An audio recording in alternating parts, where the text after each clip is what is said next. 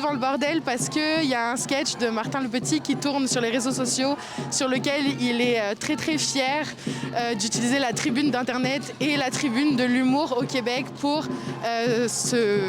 moquer du génocide en cours et aussi des militants et militantes pro-palestiniennes qui agissent dans les rues depuis 14 mois à Montréal. Depuis 14 mois, ça milite de façon pacifique, ça arrache du gazon à McGill, ça terrorise les Juifs,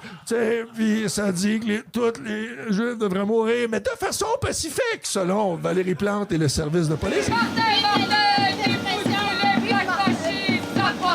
Donc on est ici justement pour montrer de un qu'on est pacifiste, alors que dans son sketch il le dit qu'on ne l'est pas. On est aussi là pour montrer qu'on est en solidarité avec toutes les confessions religieuses, parce que dans son sketch il dit qu'on est anti-juif, ce qui est absolument pas vrai. Et on est aussi ici pour montrer que même en la présence du SPVM, on reste pacifiste et qu'on est un mouvement contre en ce moment l'État d'Israël et le génocide, et absolument pas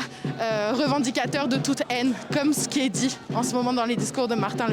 Petit. Et c'est aussi un appel aux artistes. Il y a beaucoup d'artistes ce soir qui sont là, des acteurs, des réalisateurs,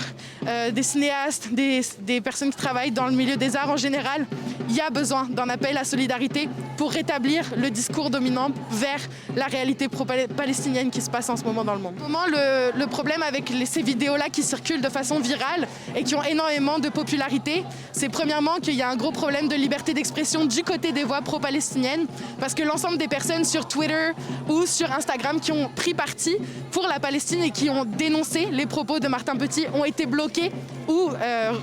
supprimés complètement des réseaux sociaux. C'est une atteinte aux voix palestiniennes, puis c'est aussi quelque chose qu'on voit dans les médias mainstream aujourd'hui au Québec et partout dans le monde. Il y a un manque de prise de position pour dire la vérité sur ce qui se passe en ce moment. Je pense qu'en ce moment, avec la situation qu'il y a en ce moment du statu quo au Québec et de la non-prise de responsabilité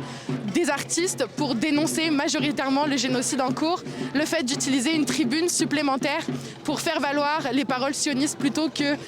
les paroles pro-palestiniennes qui demandent juste à montrer la vérité, à faire valoir le droit international et la reconnaissance du droit international sur l'apartheid en cours. C'est encore un autre problème de stigmatiser les paroles palestiniennes alors qu'on fait simplement revendiquer un droit international qui se doit d'être entendu. De décider de sortir du silence, ça a un impact positif parce que ça nous permet